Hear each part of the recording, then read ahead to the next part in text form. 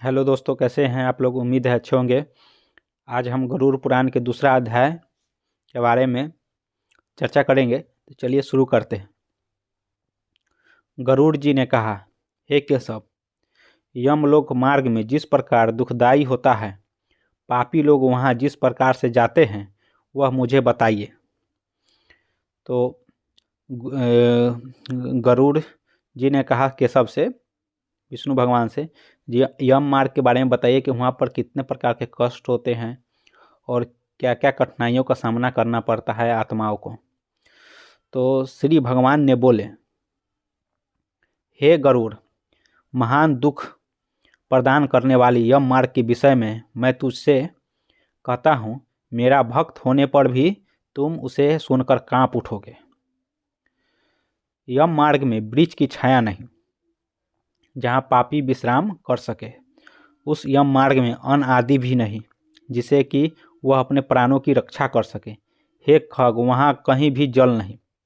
अर्थात भगवान कहना चाहते हैं, यम मार्ग में न तो वहाँ पर पेड़ है, वृक्ष की छाया है, न तो वहाँ पर अन्न है, न तो वहाँ पर प्राणों की रक्षा कर सकते हैं, और वहाँ पर जल भी नहीं। तो कहने का मतलब ये है कि जब इंसान की मृत्यु हो जाती है तब उसके शरीर को यहीं नष्ट कर दिया जाता है। और आत्मा के बारे में कहा जाता है जो इसको न तो कष्ट पहुंचाया जा सकता है, नहीं उसे आग में डूबे जलाया जा सकता है, न पानी में डूबे जा सकता है, नहीं काटा जा सकता है, नहीं मारा जा सकता। तो फिर आत्मा को कष्ट कैसे पहुंचाया जाएगा जब शरीर ही नष्ट हो जाती है। यम मार्ग में वृक्ष की छाया नहीं, तो वहाँ पर वृक्ष की छाया है कि नहीं किसी ने नहीं जाना। नहीं वहाँ पर विश्राम करने की जगह है, ये भी किसी को नहीं मालूम। आज तक जितने भी प्राणी मरे हैं उन्होंने आकर तो किसी को नहीं बताया कि वहाँ मार्ग पर ये कठिनाई होती है। फिर लोगों को कैसे मालूम चलेगा कि वहाँ पर इतनी कठिनाइयाँ होती है। और आगे भी देखते हैं, जल के बारे में बताया गया है। जल तो पृथ्वी के अंदर से निकलता है, और आत्मा को खाने पीने की क्या ज़रूरत, उसका शरीर तो यहीं नष्ट हो जाता है। आगे देखते हैं, आगे क्या कहते हैं। दिखता है जिसे अत्यंत त्रिषातुर होकर जीव पी सके, वहाँ प्रलयकारी भांति 12 सूर्य तपते रहते हैं। अर्थात कहने का मतलब ये है विष्णु भगवान का कि वहाँ पर प्रलयकारी 12 सूर्य यानी 12 गो सूर्य वहाँ तपते रहते हैं। अब ऐसा तो कहीं पर भी वैज्ञानिक आज तक तो खोज नहीं पाए हैं कि 12 सूर्य कहीं पर एक साथ दिखाई दे। आज तक इतना वैज्ञानिक आगे बढ़ चुका है, लेकिन फिर भी आज तक काहे नहीं, जो पुराने में जो लिखा हुआ है उसका प्रमाण काहे नहीं मिल रहा है। ऐसा तो कहीं प्रमाण नहीं। आगे क्या कहते हैं, उस मार्ग में जाता हुआ पापी बर्फीली हवा से पीड़ित होता है तथा कभी कांटे चुभते हैं, कभी महाविषधर सांपों के द्वारा डसा जाता है। अर्थात और डसा जाता है। वहाँ पापी कहीं सिंहों, व्याघ्रों, भयंकर कुत्तों द्वारा खाया जाता है, कहीं बिच्छुओं द्वारा डांसा जाता है, और कहीं उसे आग से जलाया जाता है। तब कहीं अति भयंकर महान 80 पत्र वन नामक नरक में वह पहुँचता है, जो 2000 योजन विस्तार वाला कहा गया है।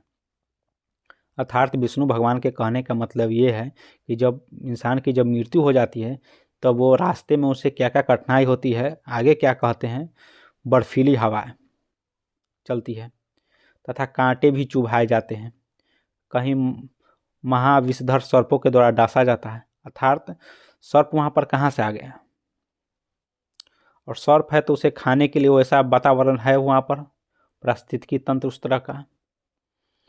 सिंह हो, व्याघ्र हो, एक तरह का जंगल है। ये ऐसा जंगल कहाँ पर है, पृथ्वी के अलावा और कहीं भी पेड़ पौधे नहीं पाए जाते हैं। पृथ्वी के अलावा कहीं भी पेड़ पौधे नहीं पाए जाते हैं। कुत्ते द्वारा खाया जाता है, कहीं बिच्छुओं द्वारा डसा जाता है, और कहीं उसे आग में जलाया जाता है। अब आग वहाँ पर कहाँ से उत्पन्न हो जाते हैं, और आत्मा को क्यों जलाएगा। आत्मा को तो कोई मार ही नहीं सकता है, वो तो अजर अमर है। तो ये लोग खुद से ही किसी को बेवकूफ़ बना रहे हैं।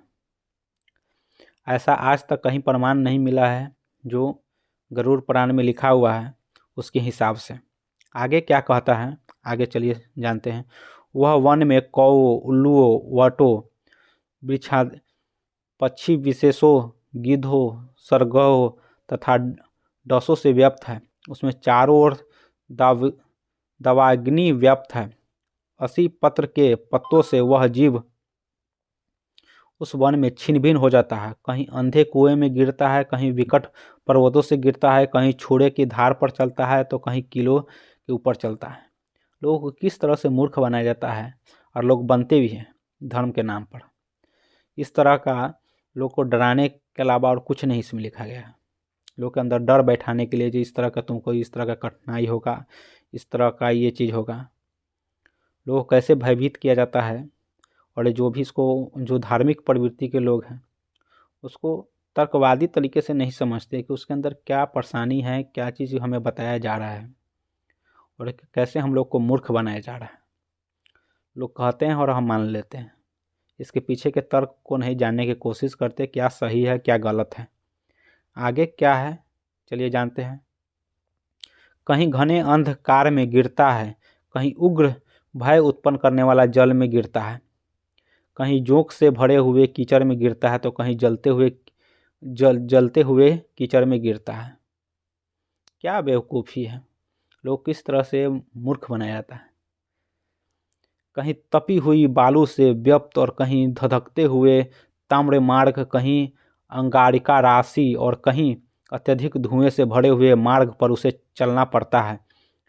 कहीं अंगरिक वृष्टि होती है, यानी आग की वर्षा होती है, कहीं बिजली गिरने के साथ शिलावृष्टि होती है, कहीं रक्त की, कहीं शस्त्र की, और कहीं गर्म जल की वृष्टि होती है। अर्थात कहने का मतलब है, यह मार्ग पर जल कहीं ऊपर से गिरता है, कहीं रक्त की कहीं वर्षा होती है, कहीं शस्त्र की वर्षा होती है, कहीं गर्म जल की वृष्टि होती है, कहीं खारे कीचड़ की वृष्टि होती है। मार्ग में कहीं गहरी खाई है, कहीं पर्वत शिखरों की चढ़ाई है, और कहीं कंदरों में प्रवेश करना पड़ता है। और आगे क्या लिखते हैं, वहाँ मार्ग में कहीं घना अंधकार है, तो कहीं दुख से चढ़ी जाने योग्य शिलाएं हैं, कहीं मवाद, रक्त तथा विष्ठा से भरे हुए तालाब हैं। यम मार्ग के बीचों बीच अत्यंत उग्र और घोर वैतरणी नदी बहती है। वह देखने पर दुखदायिनी हो तो क्या आश्चर्य, उसकी वार्ता ही भय पैदा करने वाली है। अर्थात ये जो इतने भी जो लिखे गए हैं, ये सब लोगों के अंदर भय उत्पन्न करने के लिए है। अगर तुम ऐसे करोगे तो ऐसे होगा, ऐसे नहीं करोगे तो ऐसे होगा। पहले डर दिखाया जाता है, फिर उसका उपाय भी बताएगा। आगे चल देखेंगे, जैसे जैसे आगे गरुड़ पुराण के अध्याय को हम पढ़ते जाएंगे, उसमें पहले शुरू में आपको डर दिखाया गया है, फिर उससे बचने का उपाय भी बताया गया है, और उपाय क्या क्या है उसके बारे में भी हम लोग विश्लेषण करेंगे। आगे क्या लिखा गया है, उसकी वार्ता ही भय करने वाली है। अर्थात एक नदी है जिसके देखने से ही भयभीत होते हैं। चलिए उसके बारे में जानते हैं, जो लोग कैसे डराया गया, मूर्ख बनाया गया।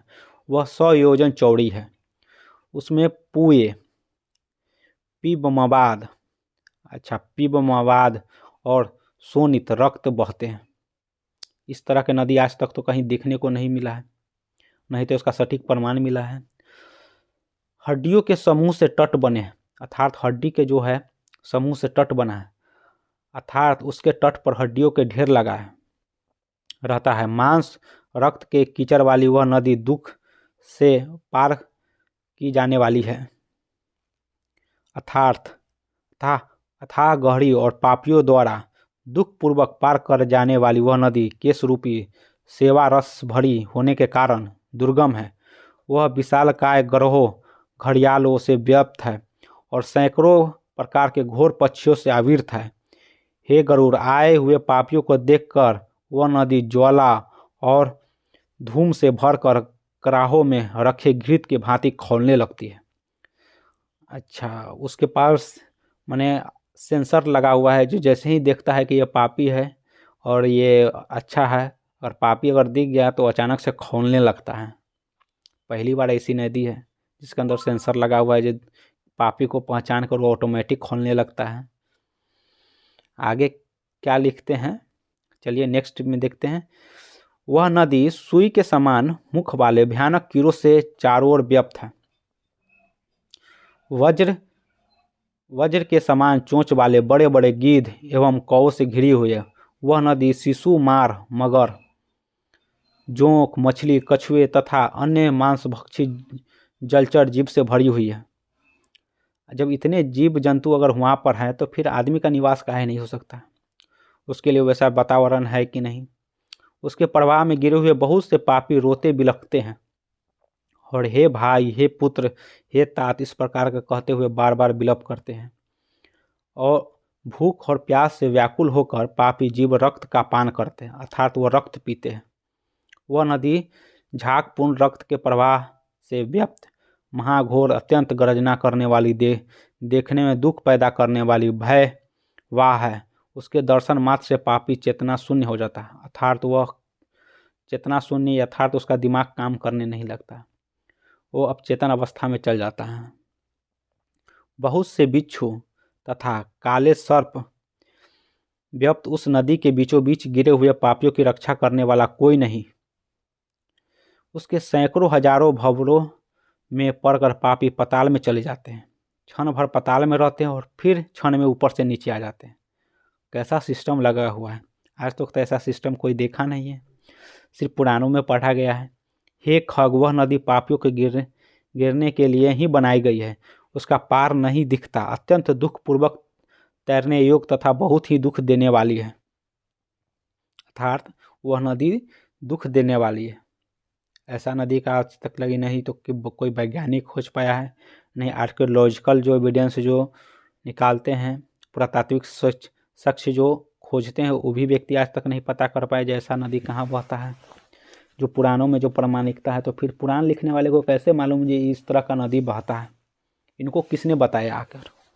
जो किताब जो बुक लिखते हैं तो इनके बारे में सही जानकारी अगर है, जो वास्तव में जो इसके बारे में लोग मानते हैं, जो धार्मिक लोग हैं, क्या इनके बारे में आज तक साक्ष्य जुटा पाए हैं? ऐसा तो आज तक नहीं पता चला है।